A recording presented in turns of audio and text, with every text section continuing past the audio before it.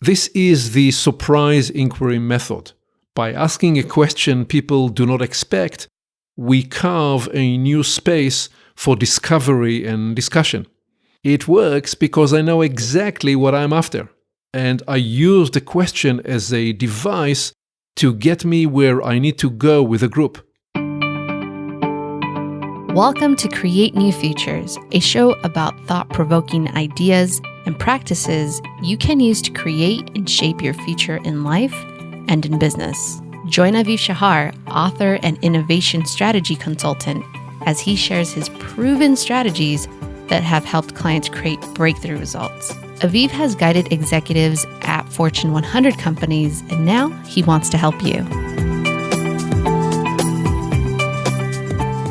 This is Aviv with a new episode of Create New Futures. And this one is titled The 3 Mindsets and Your Biggest Choice Ever. That's right. We are about to bring the magnifying glass to the biggest, most critical choice you will ever make. Here is the backstory for this insight. It is spring 2006, and there are 30 Hewlett-Packard managers in that room. They have gathered from Argentina, Brazil, Chile, Colombia, and Mexico. We are meeting for 4 days in a resort near Lake Chapala, outside Guadalajara in Mexico. I have been helping this organization improve its business results and agility by building its leadership talent and energizing a culture of purposeful engagement. To be a valuable catalyst for the future the managers intend to create, I must learn about their business and organizational vision and internalize their professional and personal aspirations and hopes. They educate me about the Latin American cultures. The importance of family reminds me of the Israeli and the Jewish family ethos. The difference is that the Latin American way of looking at life is more relaxed than the Israeli intensity and pressure. Then again, I'm discovering that people all around the world are more alike than not. We all hope and work for a better tomorrow. How do I define work in that sense, in that context? I use the word work to mean more than activity and effort. I propose we separate the idea of work from the notion of common dictionary synonyms such as toil, slog, and drudgery. Instead, we embrace the mindset that work implies purpose, and that it indicates creating value and producing benefit. Many of us work to help others realize a better tomorrow, though our roles and process functions vary. Teaching, coaching, consulting, and leading, each is a process function that represents a distinctive set of modalities and behaviors. The unifying premise is that all of us seek to enable improved opportunities tomorrow. Ultimately, coaching, consulting, teaching, and leading are functions designed to facilitate new and better futures. These thoughts fill me as I get up at 5 a.m. to prepare for the 3rd morning of our Leadership Summit. I'm searching for a way to introduce a new perspective that addresses a mindset that is holding the organization back from realizing its fullest transformative potential. During our morning reflection ritual, people articulate their top takeaways from the previous day. I then find the opportunity window to ask the group, what are the 3 main religions in the world? This is the surprise inquiry method. By asking a question people do not expect, we carve a new space for discovery and discussion. It works because I know exactly what I'm after, and I use the question as a device to get me where I need to go with a group. A ripple goes through the room because of the unwritten rule that you do not bring up religion in a corporate meeting. There are diverse cultural and religious backgrounds in the group, and the unwritten code of conduct is to live religion outside of work. After a moment of silence, someone volunteers an answer. Christianity, Islam, and Buddhism. Yes, I say, and I'm asking about the other three major religions. This is a reframing challenge, not a trick question. Sensing the confusion, I offer, while Christianity, Islam, and Buddhism may be the three largest organized religions, what are the three major religions to which people pledge themselves? Reframe for a moment the meaning you attach to the word religion. Think of it not as an institution, but as a mindset people embrace. What are the three mindsets that govern people's way of going on and how they live their lives, the mindsets that direct their response and engagement? Riddles work to sharpen people's thinking. I never use them casually, only as conversation portals with specific purposeful intent. As the managers try to resolve the riddle by using what they know and assume to be the case, they push their own thinking to explore new ideas. We go back and forth and work with answers offered by the group to surface the mental models that instruct their thinking. To help their search, I use the hot-cold scale. For example, that's a good answer, I say to the first attempt. It is a 6.5 out of 10.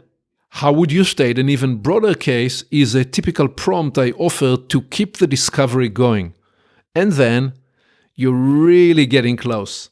This probably gets us into the 9.3 zone. If you now can codify the essence of what you're saying, it will get us the answer.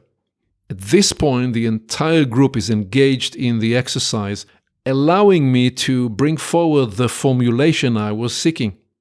These last 15 minutes produced enough energy to make the codified language potently memorable. There are three mindsets that I propose can be viewed as religions because people pledge allegiance to them in how they think, and because their tenets guide people's beliefs and behaviors. They are the mindsets of what's wrong, what works, and what matters. The first religion, the mindset of what's wrong, is the most prevalent. It is the easiest of all and it gets the most airtime. 95% of what is presented every day as news is framed as fault, blame, and wrongdoing. Unless you consciously make a different choice, finding what's wrong is your default mindset, and you find yourself daily in the what's wrong church.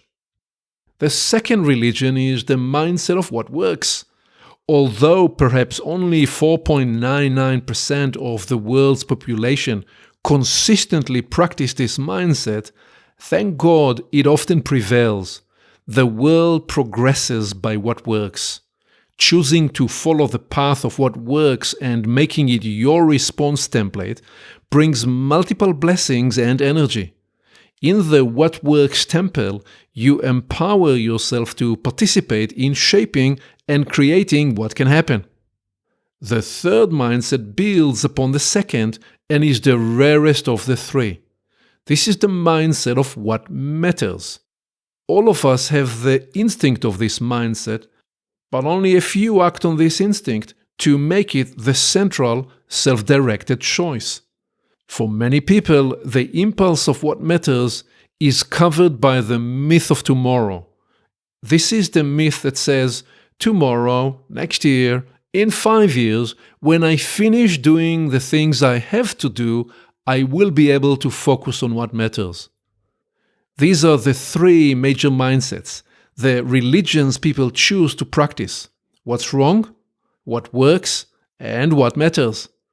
Every day you find yourself at the leadership crossroads, where you are faced by these three. Your choice defines you as a leader. I propose to the management team that this decision point is available for all of us in each of the personal and professional roles we play. You come to work and you can choose to focus on what's wrong. or you can choose to focus on what works or on what matters. The what's wrong preoccupation weakens you. The what works focus creates movement, and the what matters empowers and builds your impact and presence. My description is followed by suspended silence. For a moment, no one speaks. Many appear to be lost in deep reflection. We're touching something beyond the differences of our upbringing, a vein we all share. We all want to be involved in something that works, that matters, and that makes a real difference. The silence in the room is broken. I have been in the what's wrong religion for too long, says one manager. And she adds, I need to convert to the religion of what works. Moving from what's wrong to what works is simple. It involves a pivotal and challenging decision. The conversion to what works is a shift from victimhood to personal responsibility. Choosing to take personal responsibility is the most pivotal decision you and I can make. Indeed, the biggest choice we each can make is to let go of the preoccupation with what's wrong in favor of focusing on what works. The second conversion from what works to what matters is the journey from success to significance. Now it's your turn. Turn this key. Here are 7 ways you can apply the second and third mindsets and leave the first for those who cannot or will not make a different choice. 1. When you find yourself obsessing about what is wrong, pick yourself up and focus on something that works and that makes a difference. Develop an internal warning system that alerts you to shift your focus from problems to solutions. 2. Before pointing out what's wrong, point to what works.